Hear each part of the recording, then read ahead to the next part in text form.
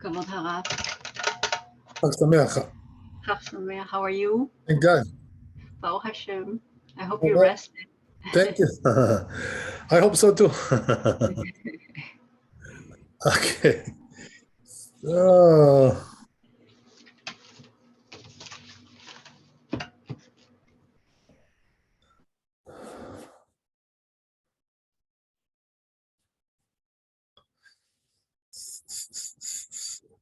I'm just setting up the Facebook here.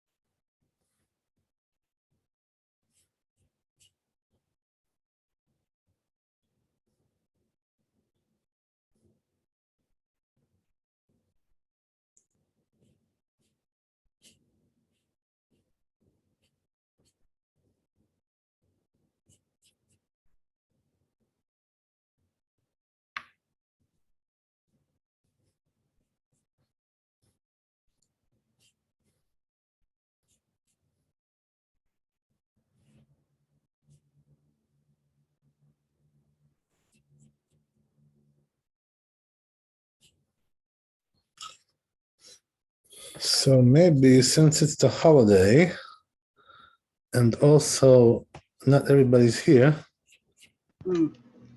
maybe we should try to do something for the holiday. Okay. Yeah. I'm open. Something important. Okay, let's see. And this is based on which the same Bet Yosef or We're gonna use Yalkut Yosef. Yalkut. Oh, Yalkut Yosef. Okay. And let's see, okay.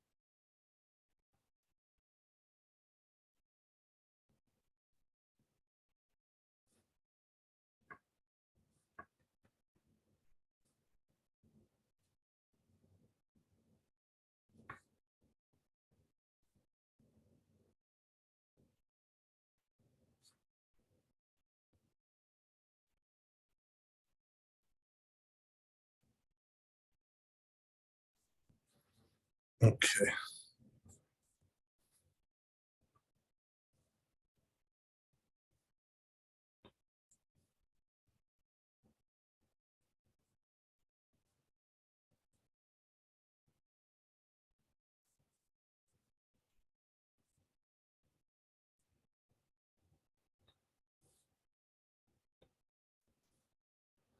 Okay.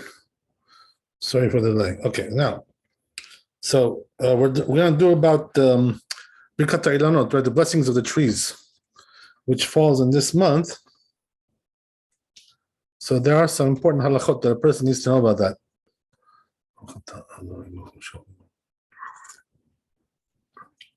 Amen. He brings here the Gemara that it says like this in the Gemara. If he goes out in the times of Nisan, in the month of Nisan, and he sees trees that are sprouting, right? Flowers. So it says there, Mevarech. This is the blessing that he blesses. Baruch atah Hashem, Elokeinu melech haolam, asher lo chiser be'olamo. That he didn't have anything lacking in his world. Klum ubara bo beriot tovot, and he created good creations.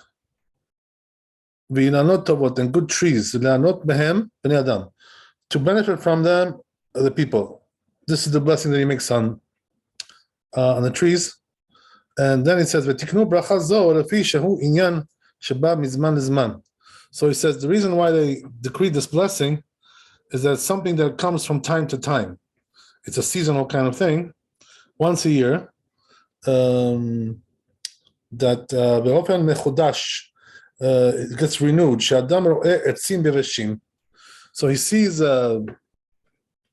trees that were dry. And now Hashem made them sprout. So he says, first of all, we don't do shechianu on this blessing of the trees. Also, we only bless one time a year. So this is the time to do it now, time of Nisan, this month of Nisan. So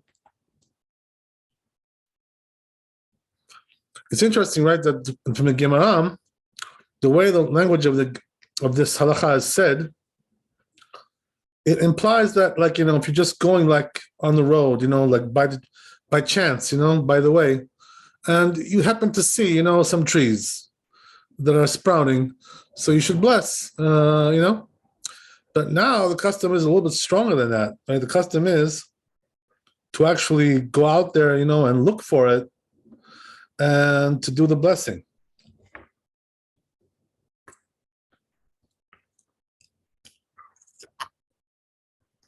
So the question is, why are we so particular about this? To do it, to look for it, to look for the trees, and to do this blessing. So the truth is, that there is something in the Kabbalah about this. And it says something like this, that there are certain people, who were in this world, and because of certain sins that they did, they got reincarnated, as into plants, into trees, all kinds of stuff like that. So what happens is that these people who are, these souls, they got reincarnated into all kinds of trees and things like that. We, by doing this blessing, going there and blessing this blessing, what we do is we free them from, being attached to that tree. We allow them to finish their tikkun and free them up, so they can go back and do something more productive in their life, in their fortune. So that's the reason why we do it according to Kabbalah. So we're looking to make this tikkun, that to free up these neshamot from they're stuck in these places, and we're trying to free them up. In Kabbalah, it's any tree that is flowering up, or certain trees, with certain fruits. Right, as we're going to see, it only applies to fruit trees.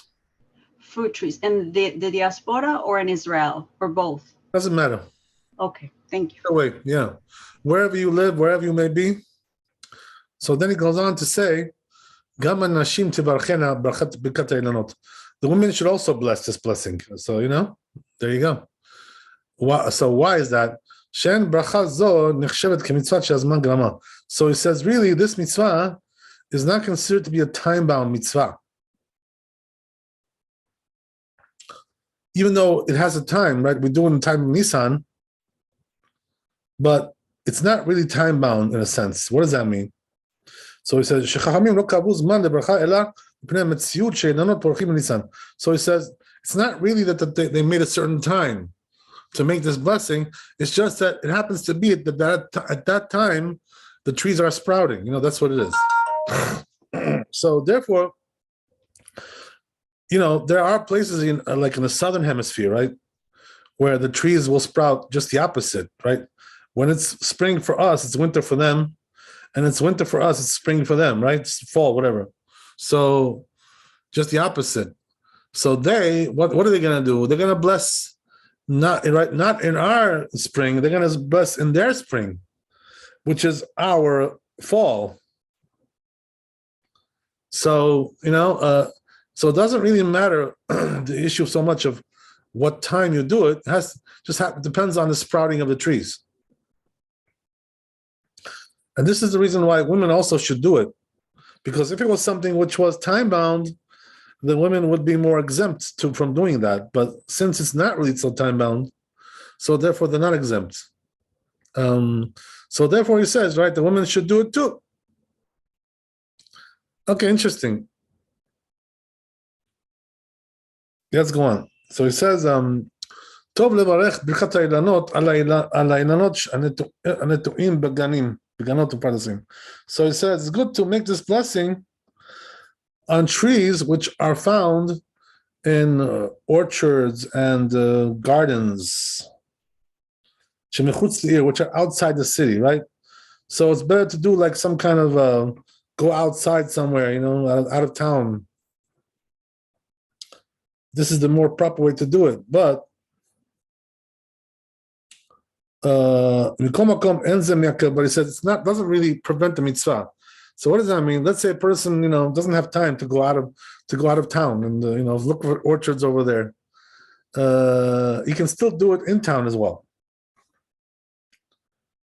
So he says, therefore, let's say, as we said, right, if it's hard for him to go out and look for these things, because he doesn't have the time, whatever it is. All the more so, it says, because there's a concern that if he does that, bitul Torah, it's gonna nullify his Torah time, his Torah study time. So because of that, all these things, right? If he's concerned about these things, he should just bless in where he is, where he's found there. He can also do on the trees which are inside the city.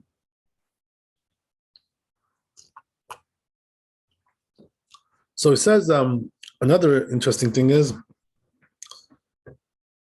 it's a good idea that they should all get together as a minyan, 10 people. So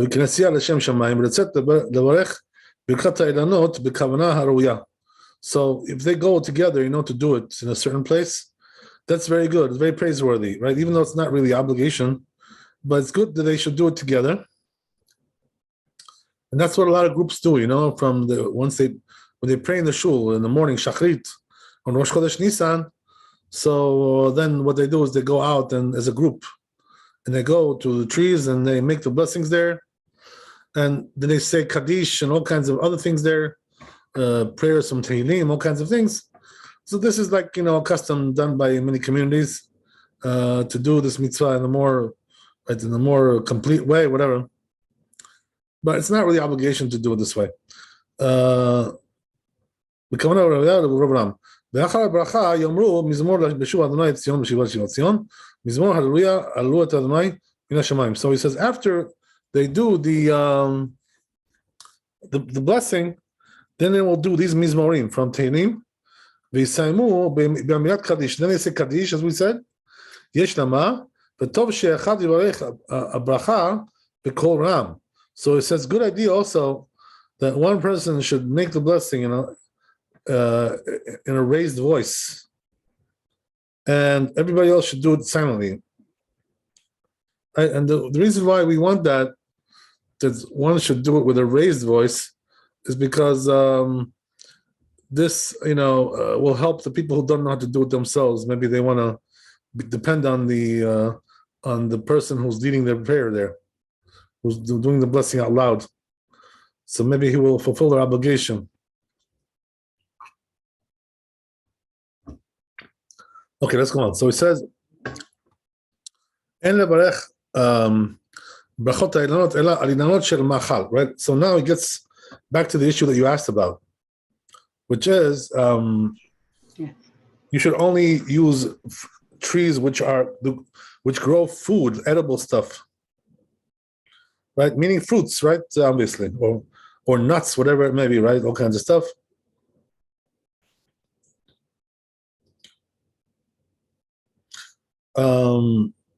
Okay. But when it comes to trees that don't grow fruits, we don't bless on that.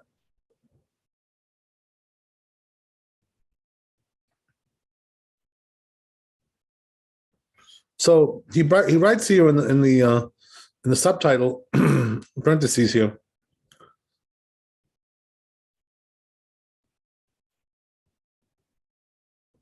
that he brings the Ritva, and the Ritva says like this in Brachot: "Demvarchim al etzim yebeshim sheifrichan hakadosh baruch hu." He says we can even bless on dry trees that Hashem made them sprout. Kavnato le'atzem machal. So he says it's talking about trees that grow food. Shesh shevach b'farachim. V'lo rak nenoi.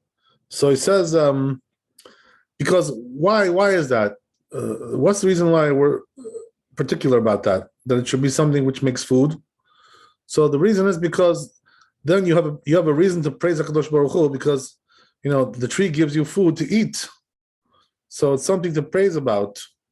But something which is just a regular tree with no food, no fruit. So then, what's the big praise? I mean, like the fact that they're sprouting, what does that really help you? So that's the reason why we don't bless on them. So it's not just for aesthetics, it's also for practical, usage, right? Meaning to say that you eat that. Okay.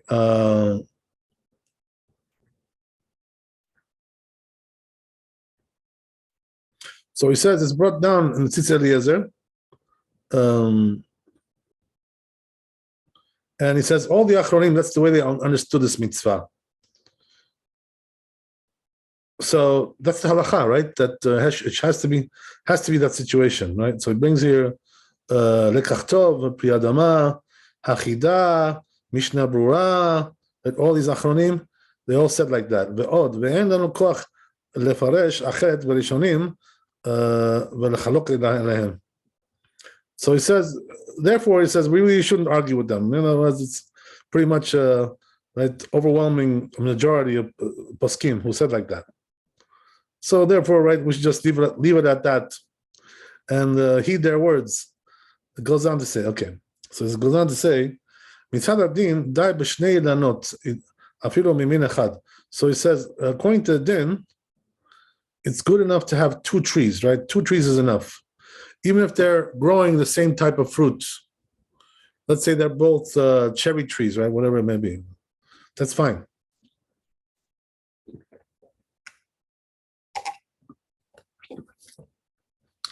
Now, but he says it is praiseworthy to have more, than two, if it's possible, but you don't need more. Two is enough. So how do we know, by the way, that it's two? How do we know this halakha, that you need two? Because the Gemara says, right, ilanot, plural. So therefore, right, plural, the minimal plural is two. So this is the reason why we bless on two, at least.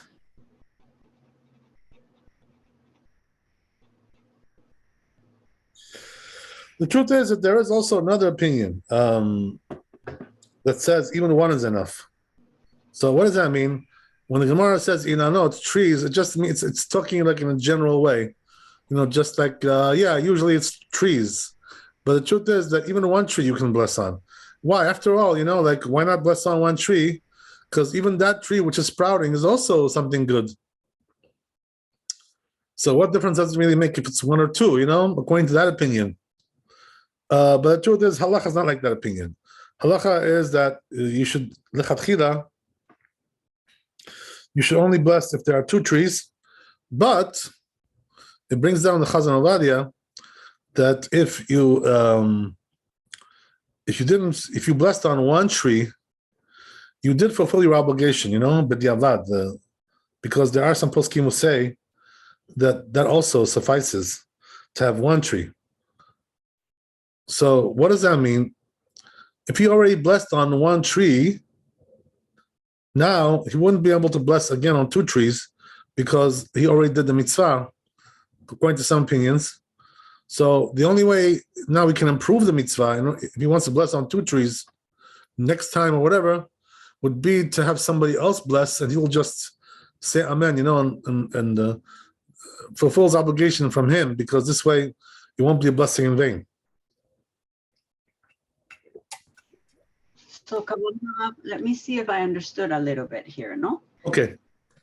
So I'm going to give an example. In where I live, to my right, not in this property, there's a tree. I can't remember the fruit, the actual fruit I know in Spanish, no? And then to my left in the same property, there's a mango tree that it has the little mangoes on it. They're not mature whatsoever. So do there's fruit in there, should I recite the blessing or no? It's only with flowering. Oh, okay, that's good. So the thing is, right, I think we're going to see later on as we go on that we're really talking about that the fruit has not grown yet. We're talking about just the flowers are there. Okay. It's, in other words, it's starting to sprout. It's sprouting, but not doesn't have, the fruits haven't taken, they haven't taken form yet. They haven't been formed yet. Okay. Thank you. Yeah. So, if you see that the fruits are already grown, that will be already too late, yeah. And so I guess I would have to find out, what does a tree look like before it gives. I don't know anything about these things, when it comes to trees. So I guess I will have to Google and see what the tree looks like before it flowers, so I can catch it on time if that's the case. No? Yeah, I mean, first, the first sign is like it starts to, like, in the winter, it's like all dry. It's like all wood there, nothing else but wood, Mm-hmm. And then it starts to sprout. Okay. And it forms like some kind of a flowery thing there, So okay, thank you. That's what we're looking for. We're looking for that sprouting, Okay. And okay, so I guess, okay, got it. Thank you. So what we don't want is that the fruit has already taken form, as we're going to see later on, Okay. Okay, very good. So let's go on. He goes on to say,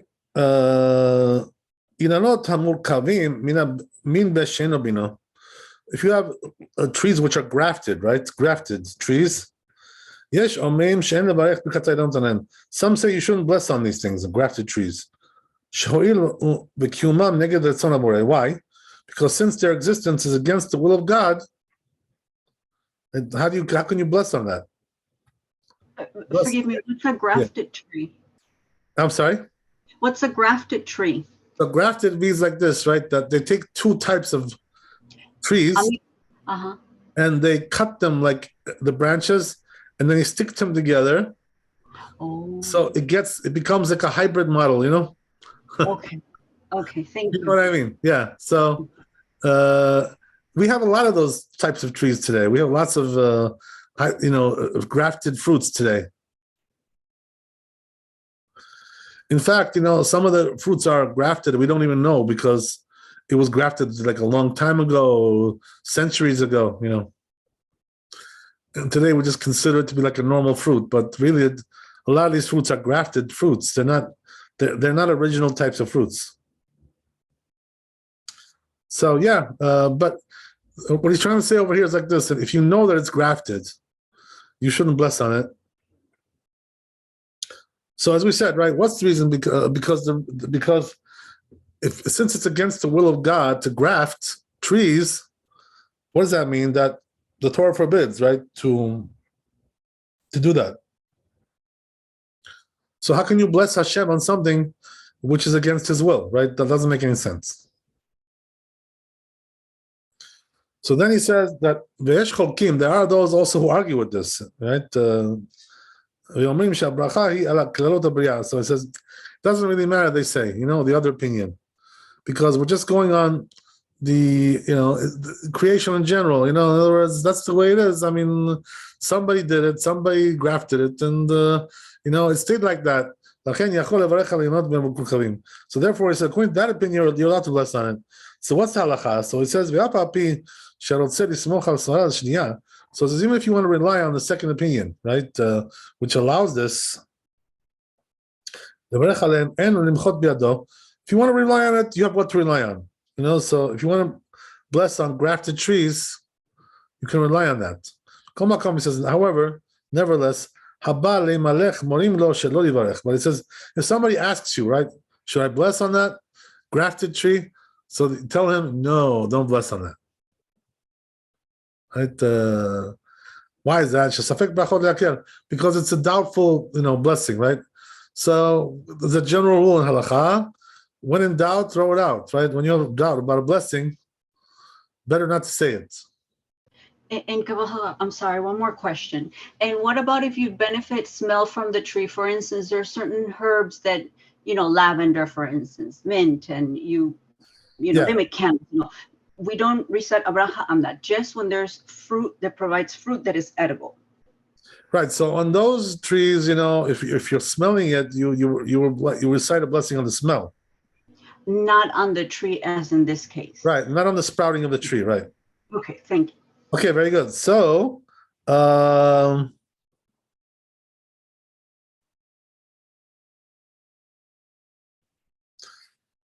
he says, but you don't have to go so far as to say that maybe it's grafted, like maybe, perhaps, not perhaps, right? Don't worry about perhaps. If it's grafted, if you know it's grafted, then avoid it. But if not, you can bless on it.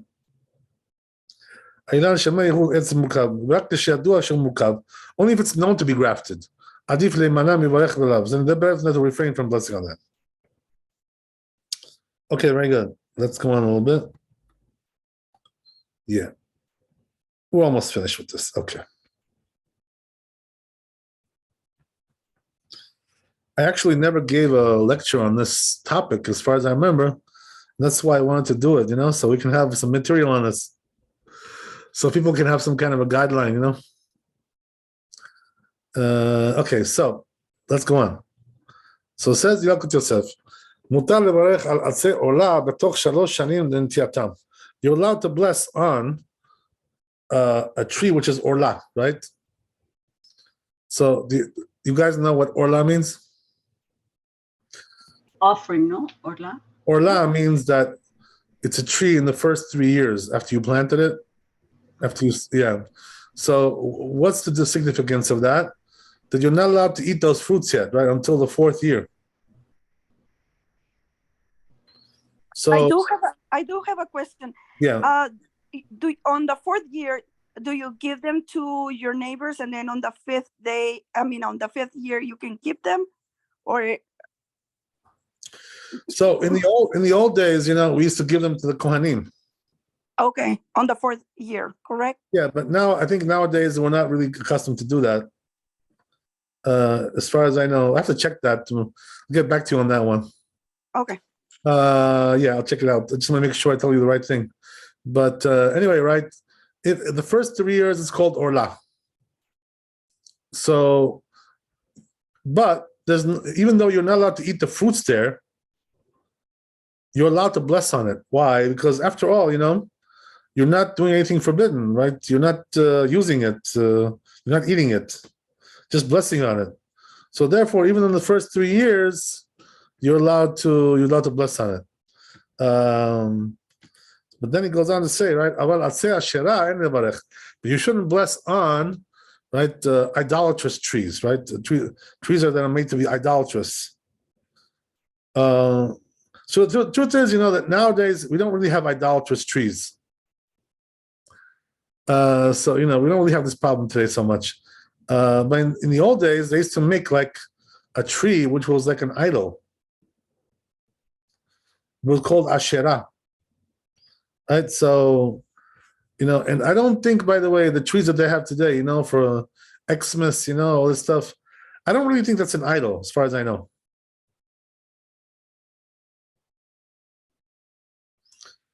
From what I've been told by people, it's not really some kind of, they don't worship that tree, it's not something that they worship.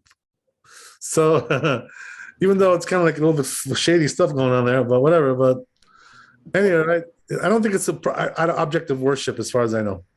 But it represents the pagan holiday, no? Which is, yes, it does represent the pagan holiday. So we shouldn't have one, obviously, right? Oh, well. But at the same time, I don't think it has a din of an idol, It's like, because if it's called an idol, that's already much more severe. Okay, thank you.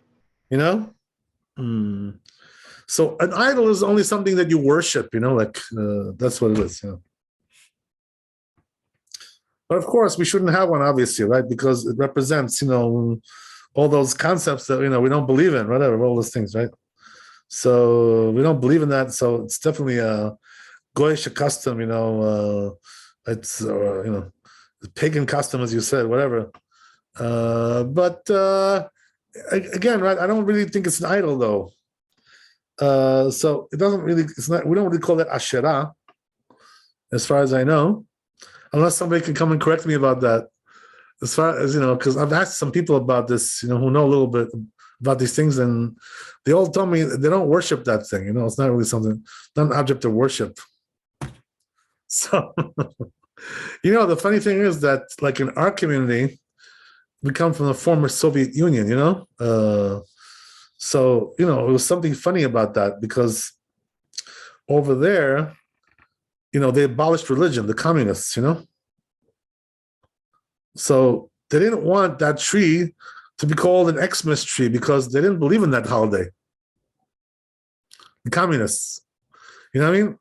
So what they used to call is a New Year's tree, in order to to avoid the religious problem, whatever. So because of that, they called it New Year's tree. So a lot of Jews started to to have it in their house, because they didn't know that it was something Christian. They didn't know about that. They weren't aware of that. They just thought it was something like, some kind of a custom for New Year's. They didn't really know what it really meant. So they used to have it. In fact, I spoke to one lady, who still has them in her house. And I told her, like, do you really know, like, it's a Christian custom? Like, why do you buy those trees? It's like, I told her.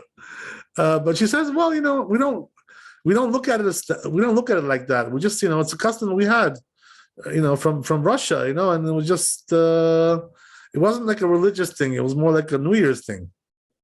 Whatever, anyway, right? So obviously you shouldn't have one in your house. That's for sure, right? Okay, so anyway, right? So he says over here that you shouldn't bless on an Asherah, which is an idolatrous tree, because, it's obviously you can't bless on an idol, right? How can you do such a thing like that? Right, that would be the sacrilegious, right? As they say, right? Whatever, right? Anti-religious. So that's the reason why we don't do it. Okay, very good. So, but as we said, that if it's Orla, which means that it's the first 3 years, so even though we're not allowed to eat the fruits yet, but to bless on it is okay, because after all, right, you're not doing anything forbidden. There's nothing forbidden there being done. So what's the problem? No problem. Okay, very good. Let's go on a little bit. So he says here, Hazrizim makdimim levarech negden kol ma she'efshar. So he says the people who are industrious, zealous people, Jews, what they do is they make this blessing as early as possible. What does that mean? The first day of Nisan, right? Rosh Chodesh Nisan. So he says, therefore, because it's better to say it early, why wait? So if you have a choice, right, let's say, to say it with a minyan later, or to do it Rosh Chodesh without a minyan, better to do a Rosh Chodesh without a minyan. Why? Because you don't really need a minyan, just something, something good, but it's not really something necessary. It's not crucial. So therefore, better to do it early, than to wait for a minyan later on. So that's the proper thing to do. I remember, when I was in Yerushalayim, and we were praying with Maran, Rav Ovadia Shalom, what we used to do is like this, that after the prayers in Rosh Chodesh Nisan, they would drive the rabbi, to the trees, and we would walk over because it was not really so far. We didn't all have a car, so we would just walk over. The rabbi would drive over, and we would do it right there on the spot after Shachrit.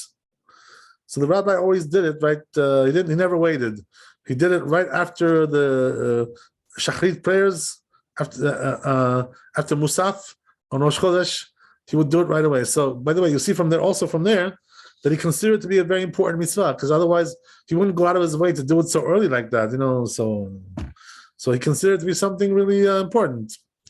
He went down there to do it right away, right, without any pause, without any hesitation. Okay, good. So if you haven't done it yet, right? Look around and see if you can find something.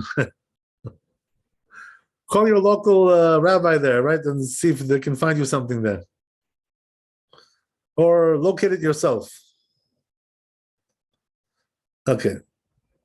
Maybe you have some neighbors, who like to grow fruit trees, agriculture, a little bit. They like to have a backyard. So if you have a neighbor like that, just to peep over the fence, and make the blessing. Okay.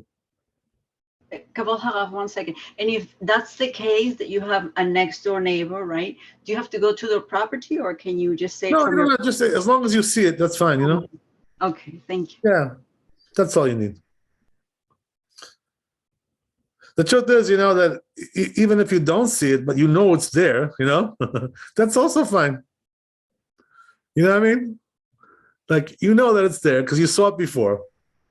So, it's there. Okay, thank you. Yeah. So, okay, good. Let's go on.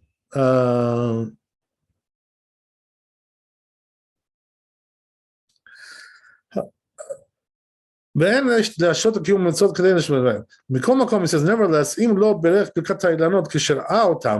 but he says, if he did not bless the blessing of the trees when he saw them, right, with their flowers, בתחילת חודש ניסן, the beginning of month of Nisan, אף על פי כן, בדיעבד יוכל לברך ברכת האילנות אחר כך במשך כל החודש. So he says, nevertheless, right, even though you didn't do it in the beginning, you could do it all month, right, all month of Nisan. So he says, right, what does that mean? That you see the trees with the flowers, as we said, right? They're starting to bud. They're starting to sprout, the flowers. So,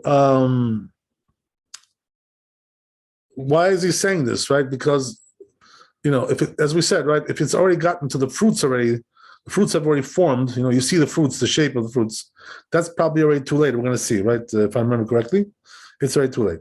So it says, Birkat Hailanot b'chodesh Adar. So it says, you shouldn't bless the blessing of the trees in the month of Adar, which is before Nisan, right? The month before. You should wait till the month of Nisan and then bless. Why? Because you want to fulfill the obligation according to all opinions. Because some opinions say you can't do it beforehand. So you shouldn't do that.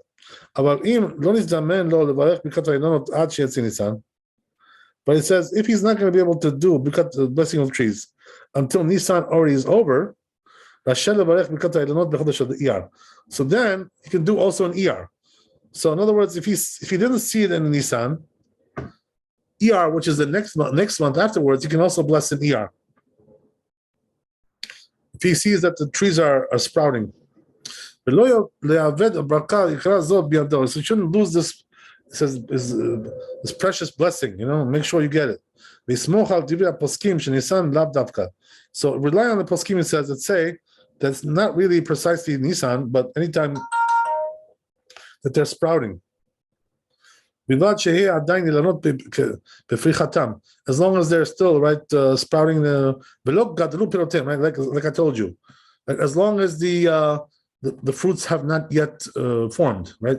Because once that happens, the fruits have formed, it's already too late. Okay, so now, we get back to the issue that we spoke about a little bit before. Let's say you live in the southern hemisphere, right?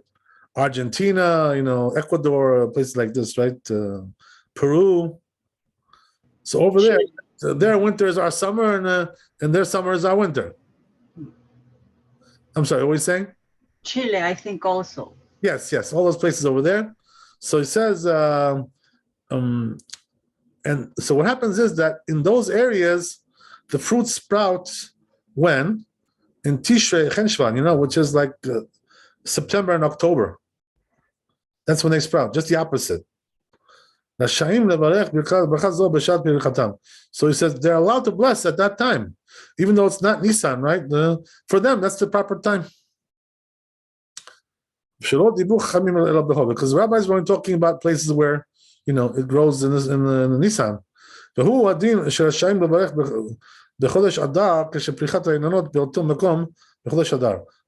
it says if you have a place where the trees sprout in Adar, in other words, that's the way of the place where you live in. That's what happens over there.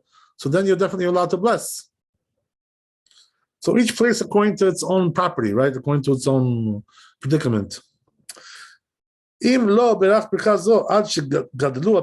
says, if you didn't, so now, right, we get back to this issue. If you didn't bless that blessing before the fruits already grew, they already formed, you cannot bless anymore. That's it, too late. So he says, even if the flower already fell off, right, even though the fruit is not formed yet, but the flowers fell off,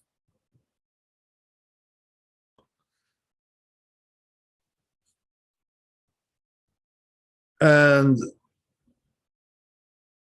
the fruits are not really formed yet, they're not really edible. Just start a little bit to grow the fruits a little bit. You shouldn't bless yet, too early. He says, but he says, if you have a tree where some of the fruits already started to grow, if it still has some flowers on it, and buds, whatever, right? Birkat Hailanot. You can still bless. Okay, good. Nice. Can you repeat that one more time? If Sure. the fruit is not edible, meaning it's a tiny little things there, you can bless or no? Because the fruit is already out. No? Okay, let's go back there again. Let's go over again. So it says like this, right? That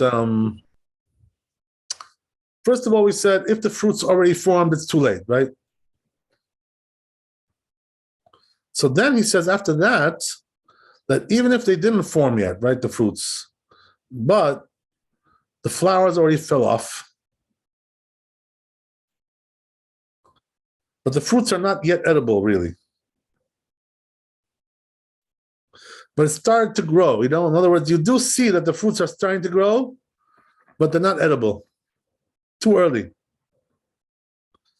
They're not really formed yet, right? So you shouldn't bless the blessing, he says. It's already too late.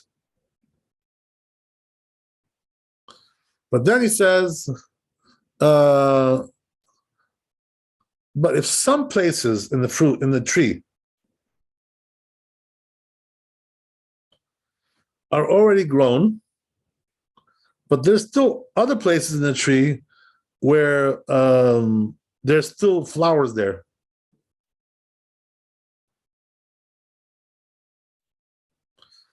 So you know what I'm talking about here? In other words, half the tree, let's say, right, for argument's sake, half the tree already has fruits. The other half has flowers, but no fruits. So you can still bless on that because there's still something there left, Okay. to bless on. A little bit of a borderline case. Huh. Okay, so then he goes on.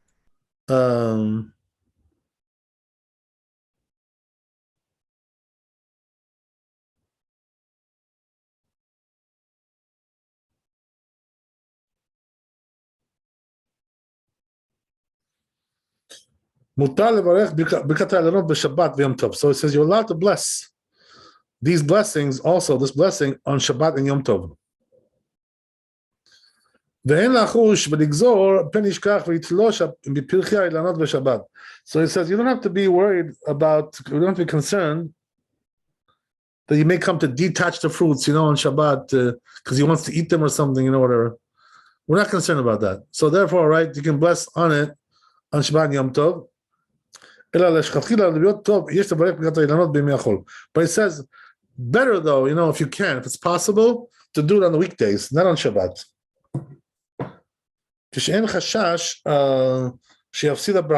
As long as there's no concern, he's going to lose the blessing altogether. But it says at the end of the month of Nisan, that there's a concern already, that he won't see any more trees anymore. Fruit trees, imprachim, with the fruits, with the flowers, I'm sorry. So then don't refrain from doing on Shabbat. So the truth is, right, that there's also like a Kabbalistic thing about this, which is brought down in the Ben Ish Chai. So says the Ben Ish Chai that there's a problem to do Birkat Hailanot, right, the blessing of the trees, because on Shabbat, because as we said, right, that when he does that, according to Kabbalah, what he's doing is he's freeing up the souls from being stuck in those places, that they were reincarnated there.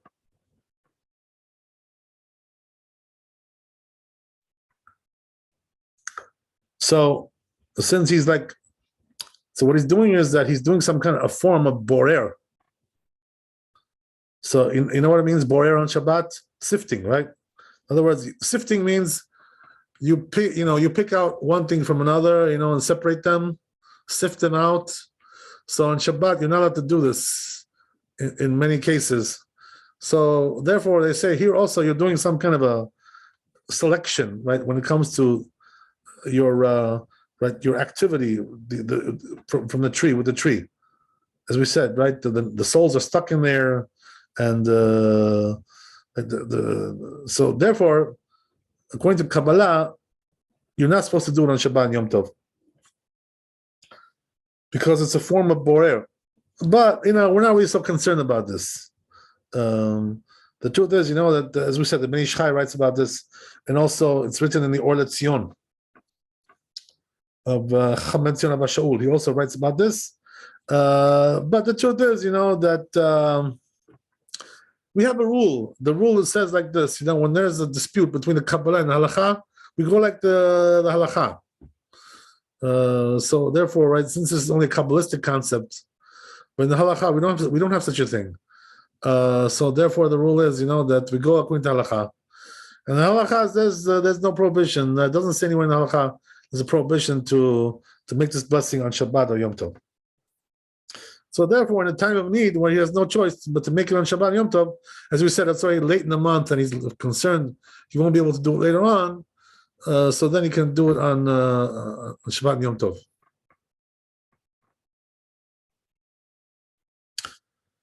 Yeah, okay, good. So that's that. We'll do a little bit more. We're almost finished. One more. Okay, it says over here, something interesting, right? He says that a blind person cannot bless this blessing. Okay? Why? Because, as we said, right, what does the Gemara say? It says that you saw, that there was trees there, and when you see them, you bless on them. But the problem is, this guy doesn't see nothing. So therefore, since he doesn't see, he really shouldn't bless. So he says, therefore, it's proper that he should hear from a shliach tzibur, from a chazan, and fulfills obligation that way, but not to say it himself, since we're not really sure if he can say this blessing.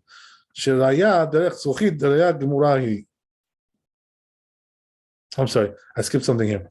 So it says, but it says if a person wears glasses,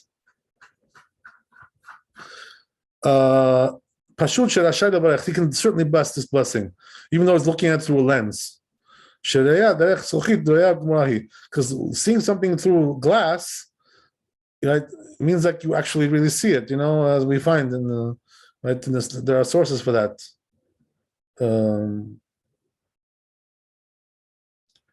Even if he says dark glasses, like sunglasses, he can still bless this blessing, right? So therefore, having glasses is not really a problem at all. Okay, very good. So I guess we'll stop there. That's where it ends. Very good. So, I want to cover this topic because, as we said, right, we never spoke about it. So anyway, I want to wish you a happy holiday and wealth, health, happiness, all the good things. Be blessed. And we'll see you tomorrow. We'll try to do the class tomorrow. And we'll see what we can do tomorrow. I guess we'll come back to the original topic or whatever. We'll see what we can do. I do have a quick question before. So let's say we saw it on Shabbat. I saw it on Shabbat, but we didn't do a prayer. Is that because we were following in a way the Zohar, the halacha, when seeing the sprouts of the flowers? So as we said, right, that I'm not really sure what your question is because So we could have done the prayer of the blessing of the trees. Yeah, you can do it on Shabbat, but you can do it on Shabbat. But as we said, right, if you have a choice, better to do it on weekdays. But if it's late, and you're afraid you're going to miss the mitzvah, so then you shouldn't wait. Okay. Just making sure. Okay, fantastic. Right, thank God you bless so much. you. All the best. Chag Sameach. Thank you so much. Bye.